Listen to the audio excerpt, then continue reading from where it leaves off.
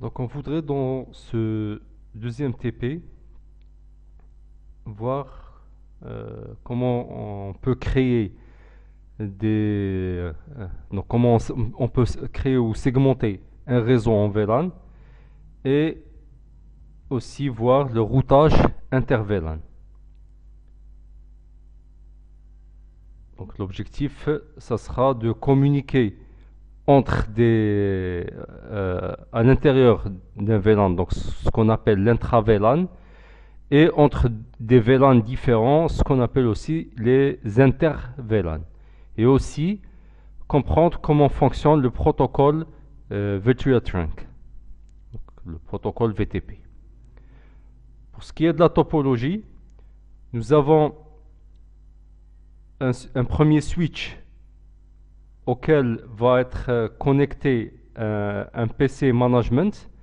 Donc nous allons configurer le switch à travers ce PC là distant avec le protocole Telnet, ce qu'on a vu en TP1.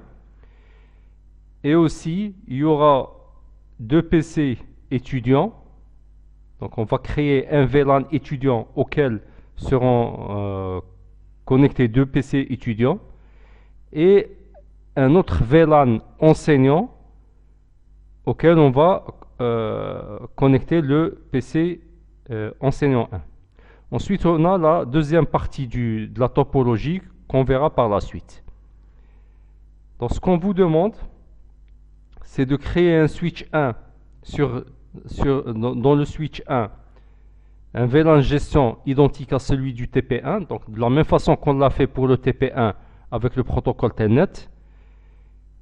On vérifie l'accès à distance ou le Telnet et ensuite on va continuer la configuration du switch à partir du PC distant management ou gestion. Ensuite on créera un VLAN étudiant dans le réseau, dans le sous-réseau 192.168. Donc bien sûr, bon, j'avais oublié de noter que le PC management est dans le réseau 192.168.1.0, alors que les PC étudiant 1 et étudiant 2 seront dans le sous-réseau 192.168.2.0 et le PC enseignant sera quant à lui dans le réseau ou le sous-réseau 192.168.3.0. Donc voilà pour la première partie. Et une fois que c'est fait, une fois qu'on a créé les deux VLAN et on a connecté les différents PC, nous allons tester la connectivité. Donc on testera la connectivité entre les PC qui appartiennent au même VLAN, donc étudiant 1 avec étudiant 2, et on essaiera de voir si on peut communiquer entre l'étudiant 1 et l'enseignant 1. Donc c'est-à-dire entre deux VLAN différents. Donc voilà pour la première partie. Donc nous allons passer au paquet tracer. On prendra comme switch le 2960 et un PC distant, donc le PC distant ou le PC management. On va les connecter. Bien sûr avec un câble Fast Ethernet. Donc on utilisera les ports Fast Ethernet et on va accélérer l'exécution avec le Fast Forward Time. Donc ce PC là, ça sera le PC gestion.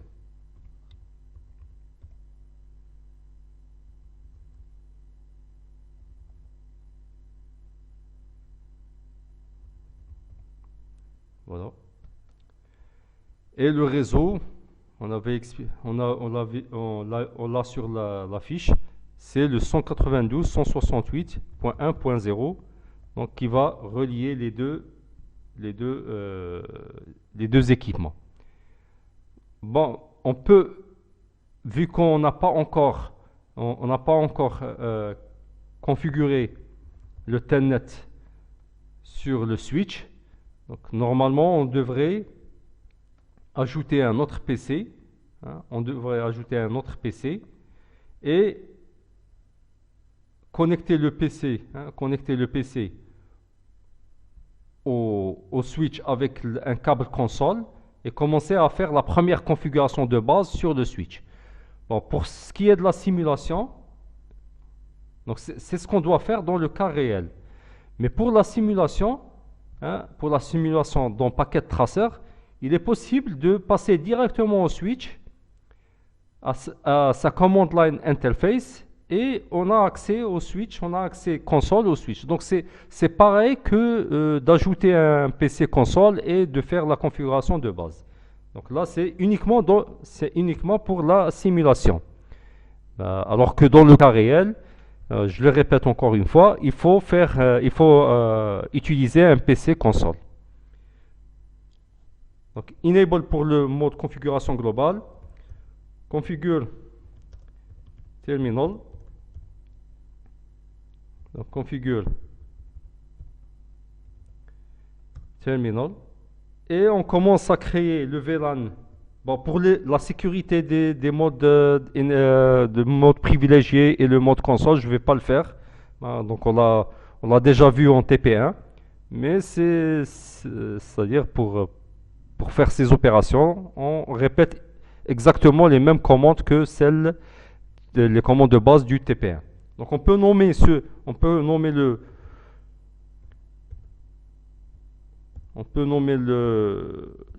le switch hostname. Donc on va le nommer S1. Voilà. Ensuite, on va créer un VLAN. Donc ça sera le VLAN 100 qui nous permettra de faire la gestion qu'on appellera le VLAN 100 gestion. Donc name gestion. Très bien.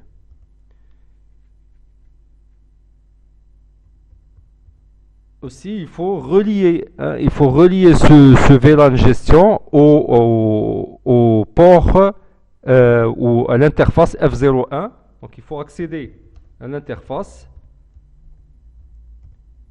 et switch port access VLAN 100. Donc, ça, je suis en train de répéter exactement ce que j'ai fait en TP1. Donc, il ne faut pas oublier le no shutdown. Donc pour le no shutdown, il suffit d'écrire no SH. SH, c'est une abréviation du shutdown. Et voilà. Donc maintenant, nous avons relié le port au VLAN. Et maintenant, on accède au VLAN.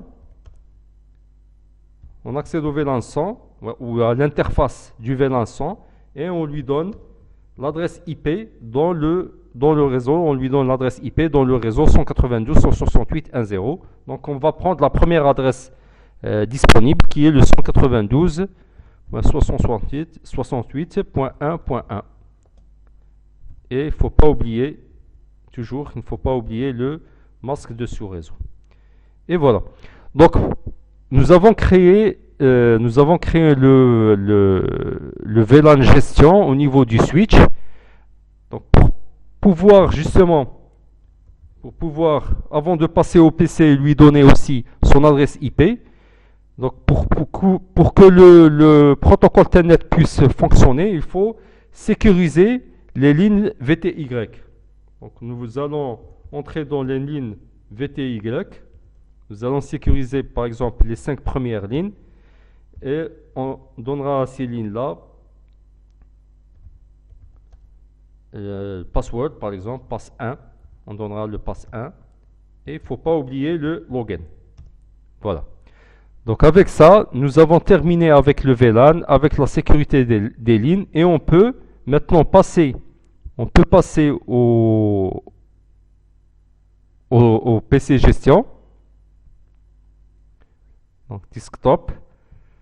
Nous allons à son IP configuration et on donnera 192.168.1.2, donc la deuxième adresse disponible. Le point 1 on l'a donné au VLAN 100 et pour le PC ça sera le point 2. Donc on valide et on a le masque de sous-réseau. Nous allons tester la connectivité en envoyant une requête ping au switch. Donc nous allons envoyer un ping sur l'adresse du VLAN, de l'interface du VLAN 100. Et on patiente un petit moment. Voilà. Donc là, on constate qu'il y a une connectivité entre les deux. Donc on répète l'opération, on constate que les deux sont connectés. Bon, pour ce qui est de l'accès à distance, si on veut maintenant, donc si on veut, bon, je vais fermer le CLI du switch parce que c'est-à-dire cet accès-là, on va le faire maintenant à partir du PC. Donc si maintenant, à partir du PC, on veut gérer ou faire la gestion du switch à distance, dans ce cas-là,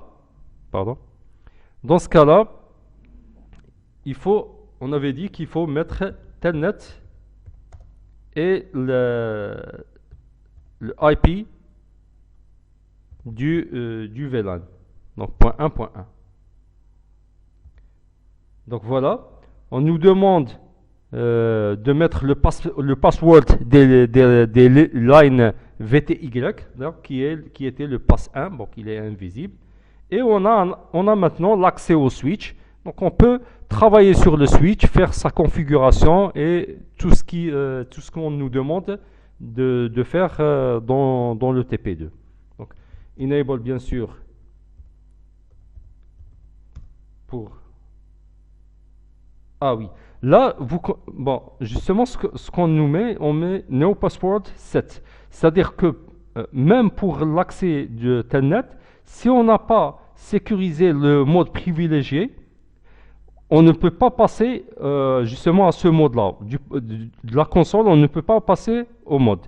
Donc on va revenir au switch. On va faire un exit. Et maintenant, on va enable. On va sécuriser le mode privilégié. Bon, je vais mettre enable secret pass 2. Très bien. Donc maintenant, si je ferme la command line interface, donc vous constatez que j'ai sécurisé l'accès mode privilégié avec un pass 2. Donc, je peux maintenant fermer la command line interface, revenir à l'accès avec Telnet. Si j'écris enable pour accéder au mode privilégié, il me demande le password qui était pass 2. Et voilà, je suis dans le mode privilégié. Donc, le pass 1, c'était pour les lines VTY et le protocole Telnet. Le protocole Telnet. Et le pass 2, c'est pour le passage de la console vers le mode privilégié. Maintenant, on met le configure terminal et on est dans le mode de configuration globale. Donc, pour compléter la topologie, donc on va ajouter 2 PC étudiants qui vont être dans un VLAN, un premier VLAN, et le PC enseignant qui sera dans un second VLAN.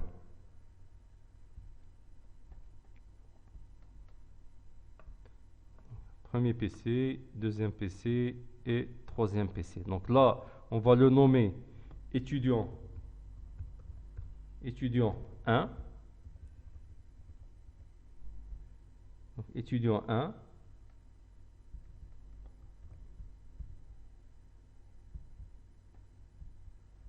Ensuite,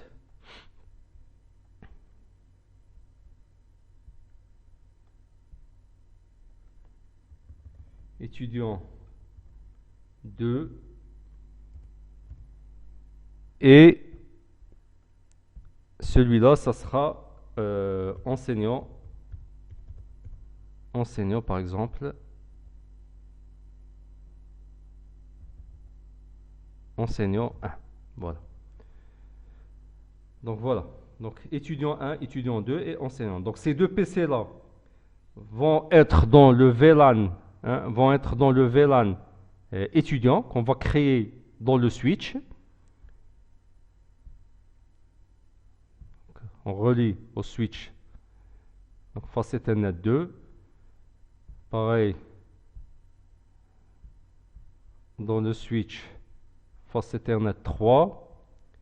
Et enfin, le PC enseignant sera dans le face Ethernet 4. Voilà.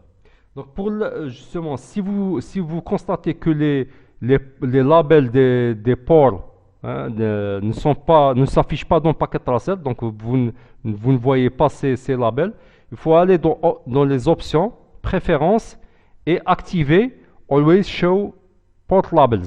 Donc il faut l'activer. Bon, si elle est désactivée, par exemple, elle est comme ça, il faut l'activer et ainsi vous pouvez voir tous les labels des différents ports. Donc étudiant 1 est dans le F0, est connecté au F02, 3 F03 étudiant 2 et l'enseignant 1 est connecté au F04. Donc je retourne toujours au PC, je retourne au PC dans la commande line interface et je suis en accès au switch. Donc là, je vais créer un VLAN que je vais numéroter, par exemple 10, et je vais le nommer étudiant. Étudiant. Pareil, je vais prendre un deuxième VLAN 20 qui sera les enseignants, qui sera le VLAN des enseignants. Voilà. Donc si vous regardez bien, les deux étudiants sont connectés au port F02 et F03. Donc on va entrer dans le port F0. Bon, si on veut le faire 1 à 1, donc on va mettre F0/2 et mettre l'accès au VLAN 10. Donc mettre switch port access VLAN 10. On va faire la même chose pour le F03. Donc écrire int F03 et ensuite switch port access au VLAN 10. Donc si on avait une dizaine d'interfaces qui sont reliées au même VLAN, donc ça serait plus intéressant de mettre une seule commande pour toutes les interfaces. Et pour ça, on va écrire int range F02-3. Donc si c'était de 2 jusqu'à 10, on va mettre 2 jusqu'à 10. Donc voilà, dans notre cas, c'est de 2 jusqu'à 3. Range, pardon. Donc range. Voilà, je vais répéter. Et là, je vais mettre switch port access au VLAN 10. Voilà. Donc, du coup, nous avons fait un lien entre les switch ports 2 et 3, F0/2, F0/3, avec le VLAN numéro 10, qui est le VLAN étudiant. Bon, on sort de ces interfaces. Maintenant, on accède aux interfaces ou à l'interface F0/4 qui, elle, est reliée au VLAN des enseignants qui est le VLAN 20. Bon, j'ai oublié pour les deux premières interfaces de mettre no shutdown. Donc on avait dit que il faut c'est-à-dire les interfaces sont par défaut désactivées. Il faut les activer par no shutdown. Donc maintenant je peux regrouper toutes les interfaces et mettre no shutdown une seule fois. Donc de la même façon qu'on l'a fait pour le switch port, je peux mettre int range F2 0/2-4. Donc on va activer les interfaces de 2 jusqu'à 4 par no SH ou no shutdown. Et voilà. Donc ainsi nous avons activé tous les ports. On peut maintenant sortir. Et ce qui nous reste maintenant, c'est de donner les adresses IP aux différents VLAN ou différentes interfaces du VLAN. Donc nous avons dit que pour ce qui est des étudiants, ils sont dans le réseau 192.168.2.0/24, alors que l'enseignant ou le PC enseignant est dans le réseau 192.168.3.0/24. Donc si on revient à la configuration, donc, il faut accéder au VLAN 100 des étudiants, au VLAN 10 des étudiants, et lui donner une adresse IP qui est le 192.168.2.1, la première adresse disponible dans le réseau 192.168.2.0, avec le masque de sous-réseau. Et pareil pour le VLAN 20. Donc pareil pour le VLAN 20, nous allons prendre la première adresse disponible dans le réseau 192.168.3.1.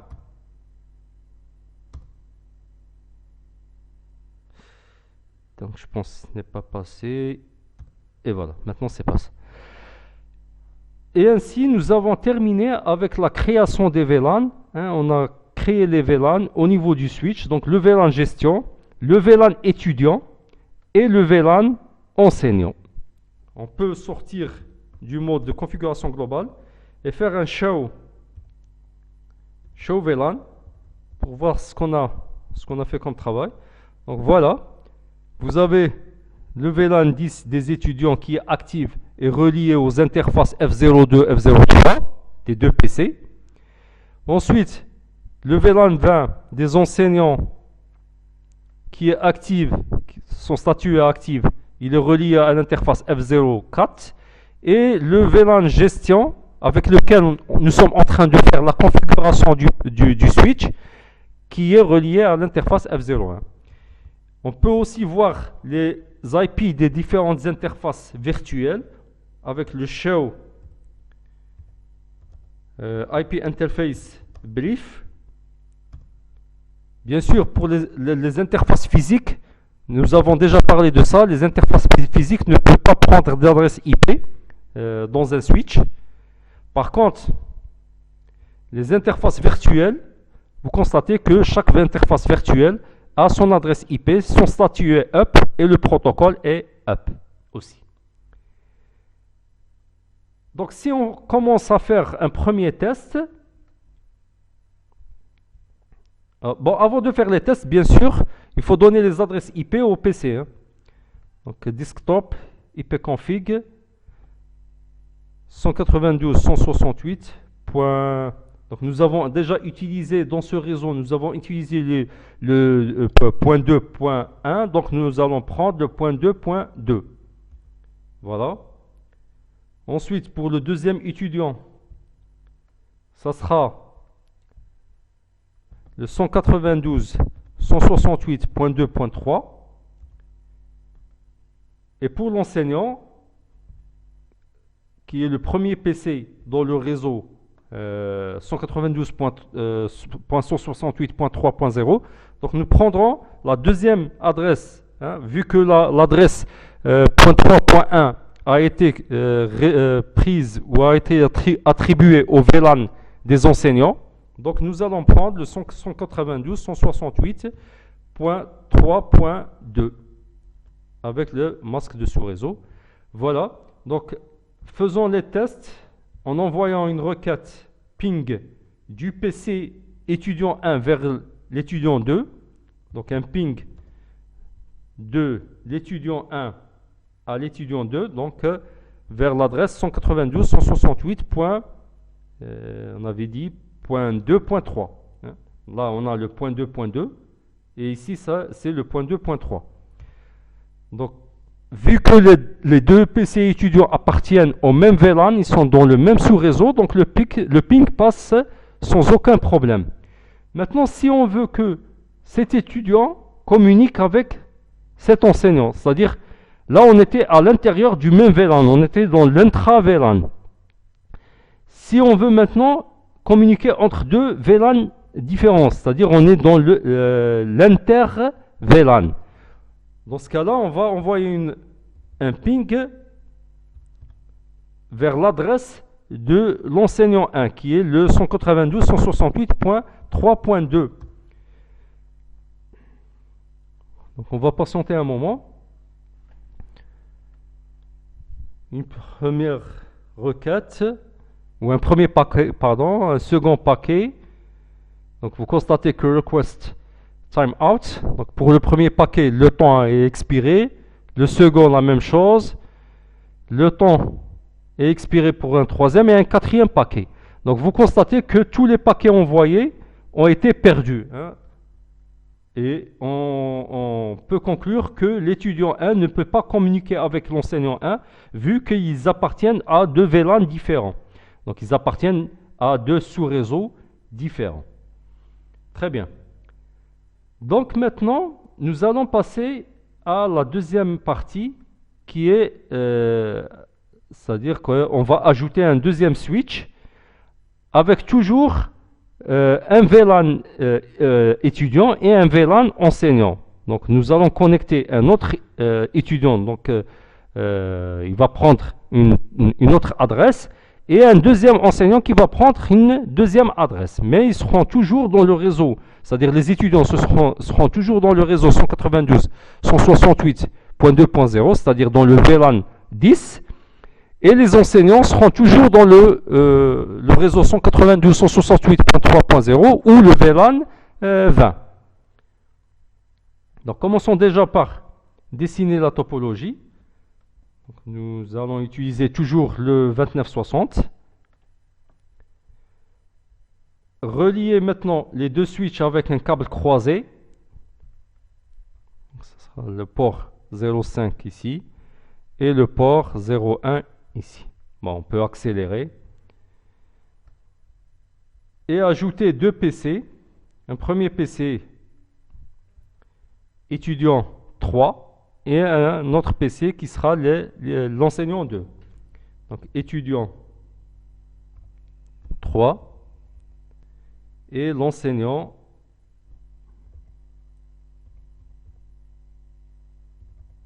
enseignant 2. Très bien.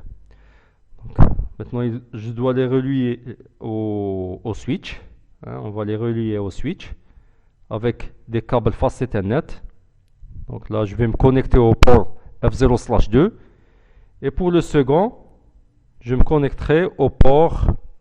Non, pardon. Là, il y a eu une erreur. Donc, je vais me connecter au port F03. Je vais écarter un peu pour que ça soit visible. Très bien. Donc, ce qu'on veut... on accélère. Ce qu'on veut maintenant, on veut que les étudiants qui sont connectés à ce switch puissent communiquer avec cet étudiant-là, et la même chose, cet enseignant puisse communiquer avec l'enseignant qui est dans. Donc on peut voir ça dans le cas réel, c'est comme si on avait un premier bâtiment et un second bâtiment. Donc physiquement les PC ne sont pas dans le même bâtiment, mais vu qu'ils appartiennent au même VLAN, donc ils vont pouvoir communiquer. Donc voilà. Donc on a une segmentation logique. Hein, on a une segmentation logique des switches. Donc du coup, on est obligé de... Bon, on peut faire la même chose. Ajouter un PC. Ce PC gestion, il ne peut commander que le switch 1. Donc pour le switch 2, on peut ajouter un autre PC qui va faire la gestion. Sinon on fait de la même façon qu'on avait fait pour le switch 1 au départ. On accède à la command line interface et on a un accès console pour le switch 2. Donc maintenant, on va passer au switch 2. Enable. Donc pour le enable, on peut utiliser l'abréviation EN. Donc conf T. Aussi conf T, c'est l'abréviation de configure terminal. Donc vous pouvez utiliser uniquement conft. Hostname, on va le nommer S2. Voilà. Donc maintenant, il y a deux façons de faire. Donc la première méthode, c'est de recréer manuellement le VLAN 10 et le VLAN 20. Donc la même chose, on va écrire VLAN 10, on valide et écrire name et ainsi de suite.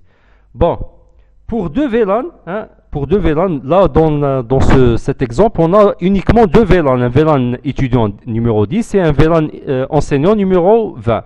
Donc là, si on le fait manuellement, ça ne va pas être une tâche qui est très lourde. Par contre, si on avait par exemple une centaine de VLAN, avec, disons, 500 PC qui sont connectés de part et d'autre. Donc là, vous constatez que l'opération va être vraiment une opération fastidieuse, donc elle va être très lente et ça va consommer énormément de temps. Donc là, au lieu d'utiliser la configuration manuelle, on va utiliser un protocole dynamique qui va nous permettre de recopier tous les VLAN qui ont été créés au niveau du premier switch vers le second switch. Donc ça va se faire d'une manière dynamique, ça va se faire, si vous voulez, automatiquement. Donc là, on va utiliser un protocole qu'on appelle le VTP ou le Virtual Trunk. Donc le Virtual Trunk, pardon, Trunk Protocol. Virtual Trunk Protocol. Donc, quelle est l'utilité justement de ce protocole VTP? C'est de copier tous les VLAN qui existaient au niveau du switch 1 vers le switch 2 d'une manière automatique. Et en même temps, ça va permettre la communication entre les PC étudiants du premier connecté au premier switch avec le PC étudiant du second switch, et aussi la même chose pour enseignant 1 avec enseignant 2. Donc comment on fait? Bon, déjà pour le terme trunk, c'est une liaison abrégée. Donc ça veut dire que c'est abrégé. Parce que si on regarde bien, nous avons connecté les deux switches avec un seul câble, une seule liaison physique. Alors, si on regarde la configuration du switch 1, nous avons deux VLAN. Donc, au moins, on aurait dû utiliser deux lignes physiques. La première pour le premier VLAN, pour véhiculer les informations du premier VLAN. Et la seconde ligne, ça sera pour véhiculer ou pour acheminer le trafic du second VLAN.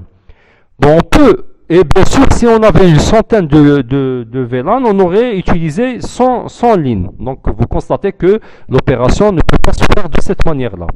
Donc, on utilise uniquement une seule ligne avec un protocole VTP qui est un protocole de virtuel abrégé, où toutes les lignes sont regroupées dans une seule ligne physique. Donc, tous les VLAN vont pouvoir transférer leurs données vers le second switch à travers une seule ligne physique. Pour ceci, on revient au PC. Bon, vous constatez qu'après un certain moment, si on ne fait rien sur le PC, bien sûr, la connexion Telnet va se clore, donc va se fermer toute seule. Donc il faut refaire l'opération Telnet. Donc Telnet, bon, voilà. Pass 1, enable, pass 2 du mode privilégié, et voilà, on est retourné à la configuration du switch 1.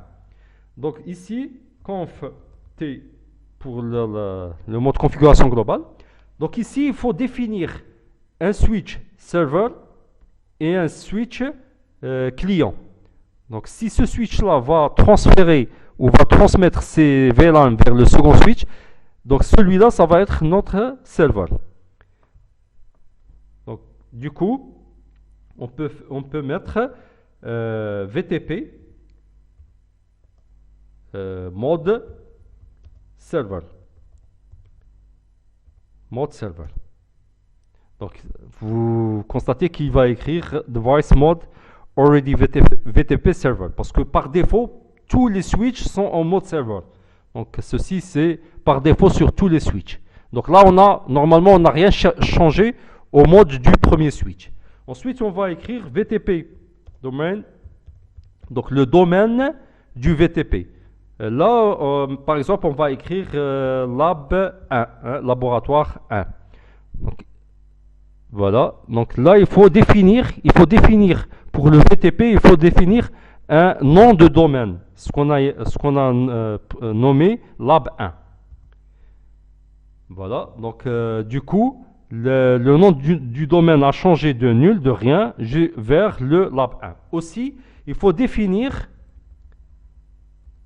un password. Donc là, on est en train de définir le password du protocole VTP, le nom de domaine du protocole VTP et le password du protocole VTP. Bon, je vais mettre Cisco par exemple. Très bien. Donc la même chose. Donc setting device, VLAN database, password to Cisco. Donc on a le password. Donc du coup, on va réexpliquer. Le premier switch, c'est un serveur. Donc il est un serveur. Le domaine, on l'a nommé lab 1 et le password Cisco. Donc du fait que le premier est un serveur, donc on peut imaginer que le second, ça sera bien sûr, ça sera un client. Donc je vais mettre le deuxième switch devant le premier, la configuration du deuxième switch devant le premier, et là je vais mettre que le VTP mode est client. Setting device to VTP client. Bon, donc par défaut il était server et on l'a changé vers client. Pour ce qui est du VTP domaine, on doit garder le même domaine. Il ne faut pas changer le domaine, il faut faire attention. Ici, nous avions mis lab 1 et on doit garder la même chose pour le second, lab 1. Et pour le password, pareil. Donc VTP password. Donc VTP password Cisco. Très bien. Donc là, nous avons défini le VTP d'un côté et d'un autre, le protocole VTP d'un côté et d'un autre. Donc voilà. Donc, le premier, c'est un serveur avec le nom de domaine du VTP qui est lab 1 et le password Cisco. Ici, par contre, le mode est client avec le même nom de domaine que le premier et le même password. Donc si nous faisons un premier test, nous voulons que cet étudiant communique avec l'étudiant 3. Bon, déjà, il faut mettre les adresses IP. Donc 192.168.2. Donc nous avions .2.1, .2.2, .2.3 et .2.4. Voilà. Pour l'étudiant 3. Et pour ce qui est du second enseignant, donc c'est le 192.168.3. Donc .3.1 c'était pour le VLAN 20. .3.2 c'était pour l'enseignant 1 et .3.3 c'est pour l'enseignant numéro 2. Très bien. Donc nous avons donné les adresses IP aux deux PC. Donc si nous testons, il y a une astuce, c'est-à-dire vous pouvez pointer sans cliquer, vous pouvez uniquement pointer votre souris sur un PC ou sur une machine et ça vous permet de voir son adresse IP. Donc là, c'est .2.2. Si on pointe sur l'étudiant 3, vous avez .2.4. Donc essayons de ping 192.168.2.4. Donc là, on essaie de communiquer, on essaie de communiquer entre l'étudiant 1 et l'étudiant 3. Donc là, on essaie de tester la connectivité intra-VLAN, c'est-à-dire dans le même VLAN, sauf que les deux machines ou les deux PC ne sont pas reliés au même switch. Donc ce qu'on constate, on constate que la connectivité ne peut pas se faire. Hein, tous les paquets envoyés ont été perdus. Donc pourquoi?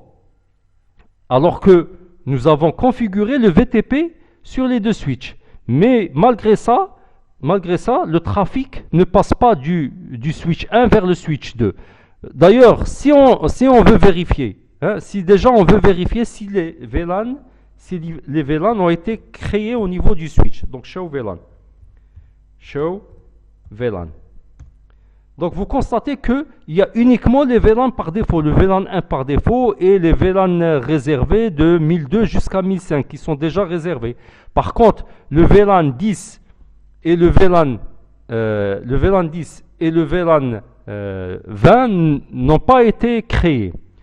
Donc c'est tout simplement parce que nous n'avons pas défini que cette ligne, c'est une ligne abrégée. Hein, nous avons créé le VTP, protocole VTP. Par contre, la ligne physique 05, nous ne l'avons pas configurée comme étant une ligne abrégée. Donc, du coup, nous devons, bon, bien sûr, le switch 1, je répète, son accès est à partir du PC gestion. Donc là, nous allons accéder à l'interface F0/5 et dire que cette interface switch port, donc si nous voulions que l'interface F05 puisse véhiculer le trafic du VLAN 10, nous aurions mis switch port access VLAN 10. La même chose, on serait obligé de mettre switch port access VLAN 20 pour que tout ce qui se passe dans le VLAN 10 et le VLAN 20 puisse être véhiculé à travers cette ligne vers le deuxième switch. Donc si on avait une centaine de VLAN, on serait obligé de faire d'écrire la même commande une centaine de fois. Mais on l'a expliqué, du fait que c'est une ligne abrégée, donc il faut mettre switch port mode trunk. Voilà. Mode trunk. Donc là, on a défini l'interface F05 comme étant en mode trunk. Du coup, tous les VLAN, si on a une centaine, vont pouvoir transférer leurs données à travers le port 05 jusqu'au port de l'autre côté, jusqu'au port 01. Hein. Donc voilà, on valide. Très bien. Donc maintenant, on va retester. On va retester le ping. On va retester le ping de l'étudiant 1 vers l'étudiant 3.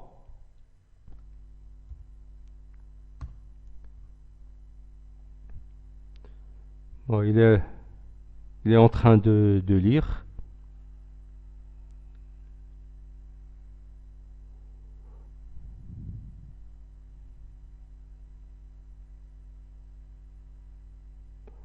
Là, il y a un problème. Il y a un problème parce que on constate que, pareil, le VTP ne marche pas. On va vérifier les adresses IP. Donc, c'est le 192.168.2.4. Oui. Nous avons fait le ping vers le point 2.4. Bon. Essayons déjà de voir est-ce que les VLAN... Ah oui, oui. Nous avons oublié un point. Donc nous avons oublié un point. Bon. Donc si on fait un show VLAN, donc vous constatez, hein, là je suis dans le deuxième switch. Hein. Donc vous constatez que les VLAN ont été créés, 10 et 20.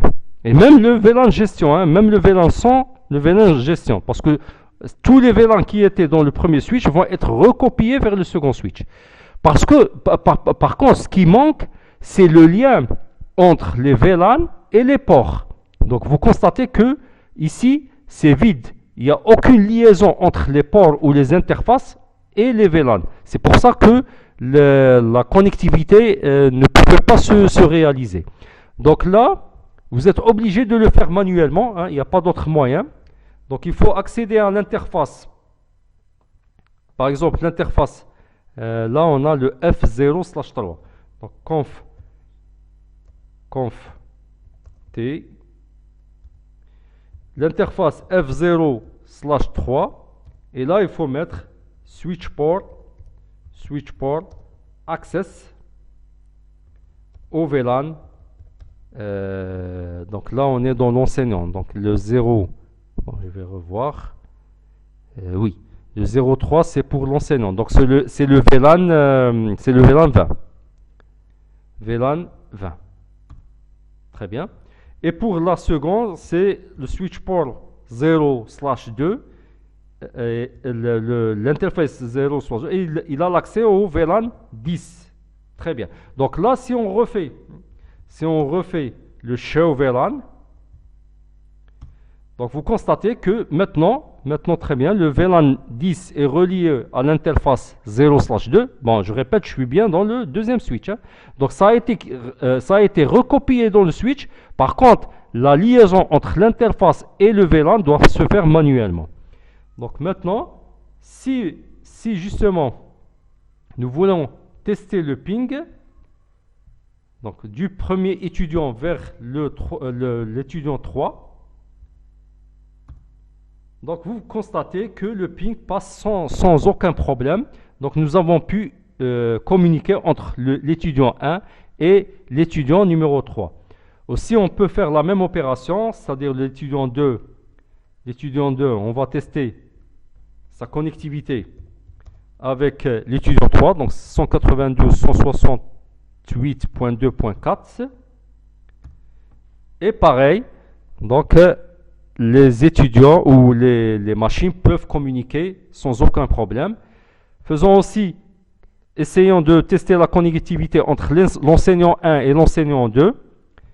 Donc là, dans le command prompt, nous allons envoyer une requête ping vers le 192.168.3. Donc là, on va pointer sur le PC. Là, on a .3.3. Donc .3.3. Et vous constatez qu'il n'y a aucun problème. Donc il n'y a aucun problème. L'enseignant 1 communique avec l'enseignant 2. Hein. Ils peuvent communiquer entre eux, hein, du fait qu'on a le protocole VTP qui permet la communication entre des machines connectées au même VLAN, mais qui sont sur des switches différents. Hein, Donc là, on a une communication intra-VLAN. Nous allons refaire l'opération, hein, qu'on avait fait auparavant, c'est-à-dire de voir si l'inter-VLAN fonctionne. C'est-à-dire si l'étudiant 1 peut communiquer avec l'enseignant 1 ou avec l'enseignant 2. Donc, pour ça, nous devons envoyer un ping vers le 192.168.3.2, qui est l'adresse IP de l'enseignant 1.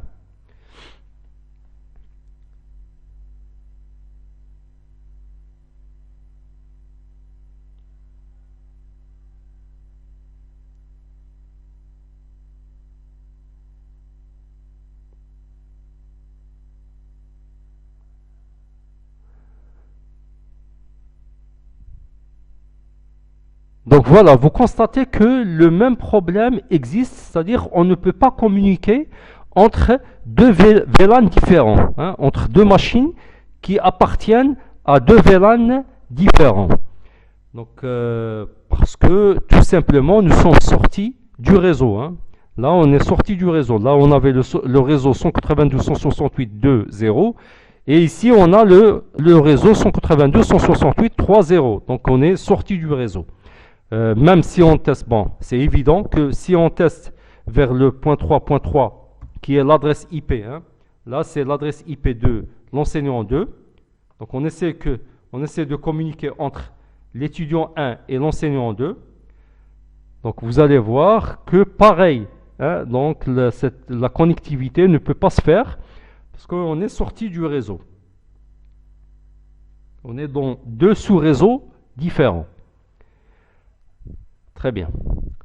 Donc là, on a un second problème qui est comment on va pouvoir communiquer entre deux VLAN différents, entre le VLAN 10 et le VLAN 20. C'est-à-dire on a une communication inter-VLAN.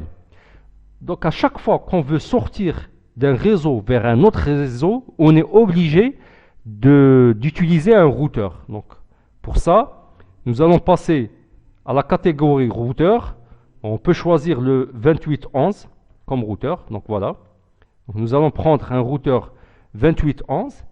Et ce routeur-là va permettre déjà que l'étudiant 1 puisse communiquer avec l'enseignant 1. Hein, ils sont sur le même switch, mais ils ne peuvent pas communiquer pour l'instant. Donc on va pouvoir communiquer entre deux VLAN différents qui sont sur le même switch et aussi communiquer entre deux VLAN différents qui sont sur deux switches différents. Donc l'opération, vu qu'on a deux switches, on peut la faire avec deux liaisons différentes. C'est-à-dire on va utiliser une première liaison face Ethernet vers face N06.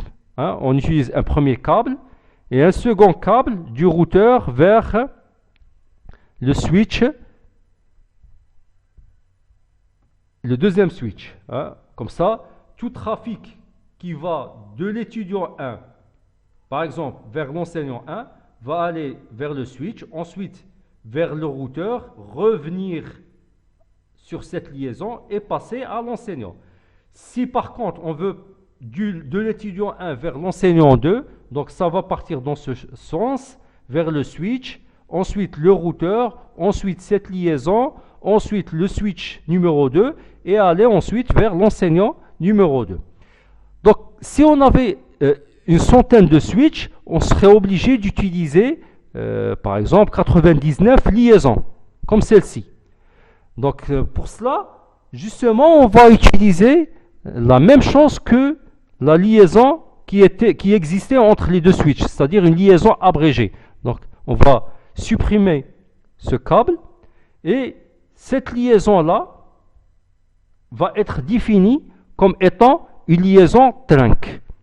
Donc de la même façon qu'on l'avait fait,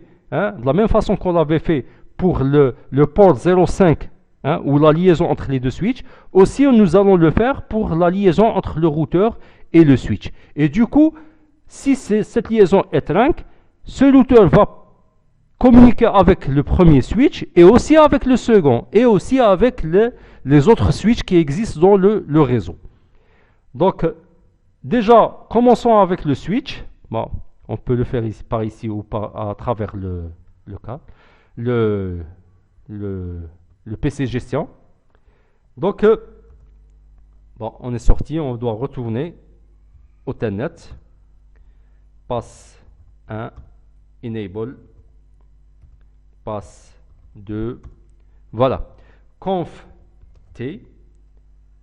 Et là, nous avons le port F06 qui sera, donc int F0/6, qui va être en mode trunk. Donc switch port mode trunk. Donc aussi cette liaison va être une liaison abrégée afin que le routeur puisse communiquer avec tous les switches existants dans votre réseau.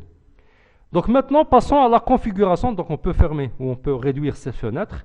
Et passons à la configuration du routeur. Donc le routeur, on l'avait mentionné la dernière fois, il se configure de la même façon que le switch. Hein. Je parle bien de la configuration de base.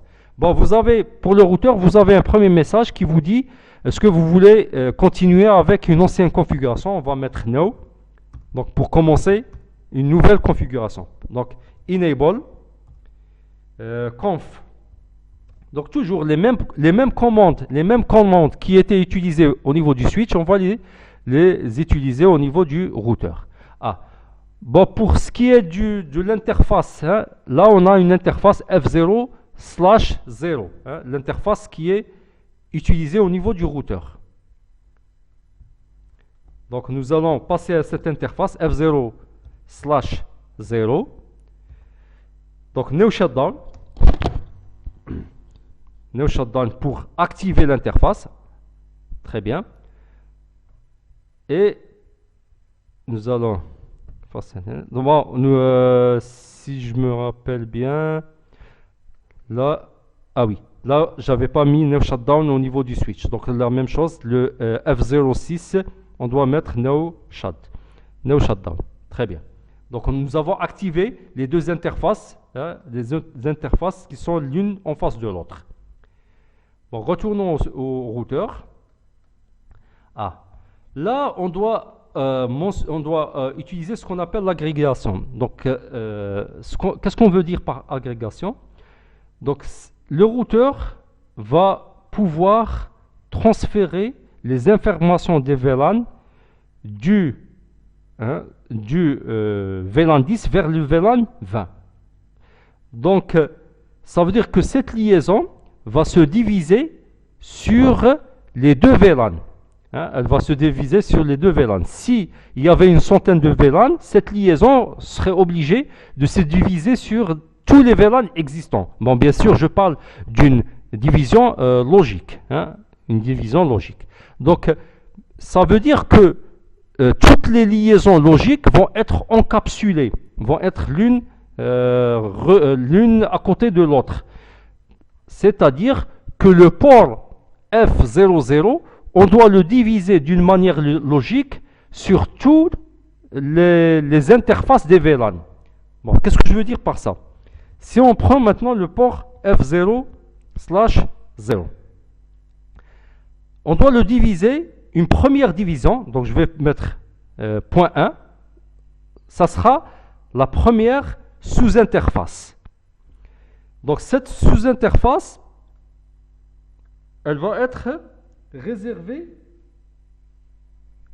au VLAN 10. Donc là, on est obligé d'utiliser une commande qui est encapsulation .enqueue. Donc c'est un protocole qu'on utilise dans la configuration des sous-interfaces reliées au routeur. Et là, on est obligé de mettre quel VLAN est relié à cette sous-interface, à cette première sous-interface. Pour notre cas, ça sera le VLAN numéro 10. Et on va donner une adresse IP à travers laquelle le routeur va pouvoir communiquer avec le reste. Donc bien sûr, cette adresse IP, ça sera dans le réseau 192.168.2. Donc ça sera dans le réseau auquel appartient le réseau du VLAN 10. Bon, on va mettre 50 par exemple, on va choisir 50. Et là, avec le 255.0. Très bien. Donc là, on a défini une première division ou une première sous-interface du F00 qui va pouvoir gérer le VLAN numéro 10 au niveau du routeur. Bon, vous pouvez vous poser la question, pourquoi on n'a pas créé de VLAN de la même façon qu'on l'a fait au niveau du switch? Pourquoi on n'a pas créé les mêmes VLAN au niveau du routeur? Parce que c'est impossible, c'est tout simplement impossible. Les VLAN sont créés au niveau des switches et non pas au niveau des routeurs. Au niveau des routeurs, on peut créer des sous-interfaces ou tout simplement des interfaces. Donc on sort de cette première configuration. Maintenant, nous allons créer une deuxième sous-interface. Point 2, une deuxième sous-interface à laquelle nous allons relier le VLAN, le VLAN 20, le VLAN enseignant. Donc encapsulation .1Q et 20. Et là, il faut mettre une adresse IP qui va permettre au routeur de communiquer avec le reste ou de communiquer avec les machines du VLAN 20. Donc ça sera le 192.168.3. Par exemple 50. 255.255.255.0. IP adresse, pardon. Donc j'ai oublié le IP adresse. Très bien. Donc voilà. Donc avec ça, nous avons terminé la configuration du routeur de telle sorte qu'il puisse transmettre toute information qui existait au niveau des VLAN 10 et 20 vers l'un vers l'autre. C'est-à-dire il va permettre la communication entre deux VLAN différents, hein, entre le réseau 192.168.2.0 et le réseau 192.168.3.0. Maintenant, ces adresses, hein, ces-là, l'adresse 192.168.2.0 50 et 250 et 350 sont ce qu'on appelle les passerelles du routeur ou les gateways des routeurs. Donc, si le PC étudiant veut communiquer avec le PC enseignant, il doit passer par la passerelle correspondante. Donc, du coup, on doit ajouter dans sa configuration de son adresse IP, on doit ajouter la passerelle correspondante qui est le 192.168.2.50. Donc c'est la porte ou la passerelle ou la gateway qui va lui permettre de sortir de son réseau et communiquer avec un autre réseau. Donc si on l'a fait pour le premier, hein, donc je vais la recopier. Donc si on l'a fait pour le premier PC, on doit le faire pour le second, hein, pour les PC qui appartiennent au même réseau, donc ça sera 250. Et aussi pour le troisième PC étudiant, donc ça sera toujours le 250. Hein. Ça c'est pour le premier réseau. Pour ce qui est des enseignants, bon, je vais fermer ça. Ça sera le 350. Hein. Donc c'était l'adresse IP 350 qui est celle de la passerelle, hein, du routeur, hein, je reviens au routeur, donc la passerelle du routeur pour le VLAN 20. Pour le VLAN 100, donc la passerelle c'est 2.50. Ça c'est pour la première sous-interface et ça c'est pour la seconde sous-interface. Donc j'étais au niveau du enseignant 1, j'avais mis la passerelle. Et là, je vais revenir à l'enseignant 2 et mettre la passerelle. Donc, si on ne met pas les passerelles au niveau de l'IP-config des différents PC, hein, si on veut sortir des réseaux, hein, on veut communiquer entre des machines qui appartiennent à des réseaux différents, et on ne met pas la passerelle, là, cette communication ne peut pas se faire. Et voilà. Donc, normalement, nous avons terminé avec la configuration. Testons maintenant. Là, essayons de communiquer entre l'étudiant 1 et l'enseignant 1. Donc là, on va pinguer sur la même adresse .3.2 de l'enseignant 1. Donc on patiente un moment, le temps que la route soit apprise. Et vous constatez que cette fois-ci, le ping passe. Hein, donc là, tous les paquets envoyés ont été bien reçus. Hein, donc, le VLAN 10 peut communiquer avec le VLAN 20. Déjà, quand ils sont connectés au même switch. Maintenant, si on veut que l'étudiant 1 communique avec l'enseignant 2, donc on doit pinguer vers 3.3.3. Essayons de voir si ça marche. Donc pareil, vous constatez que l'étudiant 1 a pu communiquer avec l'enseignant 2, même s'ils appartiennent à deux VLAN différents et ils sont connectés à deux switches différents. Donc voilà, avec ça, nous avons testé toutes les connectivités.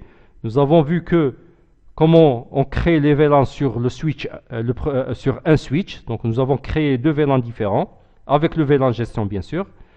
Bon, ce qui est évident, c'est que le premier étudiant va pouvoir communiquer avec le deuxième étudiant du fait qu'ils sont dans le même réseau, sous-réseau et dans le même VLAN.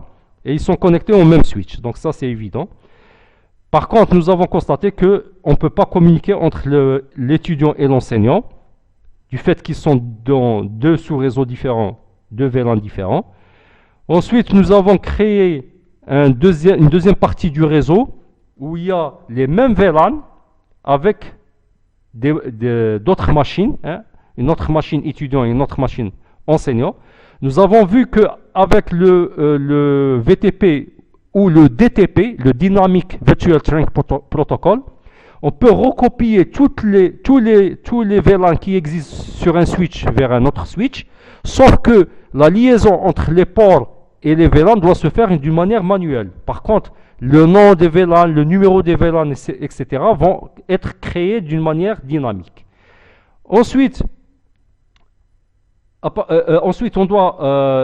doit définir cette liaison comme étant une liaison trunk avec c'est-à-dire le switch port mode trunk. Ceci nous a permis de communiquer entre les machines qui appartiennent au même VLAN, mais deux switches différents, étudiant 1 avec étudiant 3 et enseignant 1 avec enseignant 2. Mais le problème de l'inter-VLAN reste toujours, hein, donc il existe toujours. Donc pour pallier à ce problème, nous avons ajouté un routeur. Au niveau du routeur, donc je vais pointer sur le routeur, vous allez voir justement les sous-interfaces. L'interface F00 qui est en up, hein, et les sous-interfaces F00.1 à laquelle nous avons donné une gateway .2.50 et la sous-interface F00.2 à laquelle nous avons donné comme gateway .3.50. Bien sûr, dans la première sous-interface, nous avons fait une encapsulation .1Q avec le VLAN 10 et avec la deuxième sous-interface, une encapsulation .1Q avec le VLAN 20. Aussi, il fallait définir cette liaison en switch port mode trunk pour qu'elle puisse regrouper tous les VLAN sur une seule liaison physique. Donc le port F06 était en switch port mode trunk. Et ainsi, une fois que c'est fait, nous avons pu communiquer entre les VLAN différents, donc entre l'étudiant 1 et l'enseignant 1 qui appartiennent au même switch, mais deux VLAN différents, et l'étudiant 1 et l'enseignant 2 qui sont dans deux VLAN différents et deux switches différents. Donc avec ça, nous clôturons ce TP.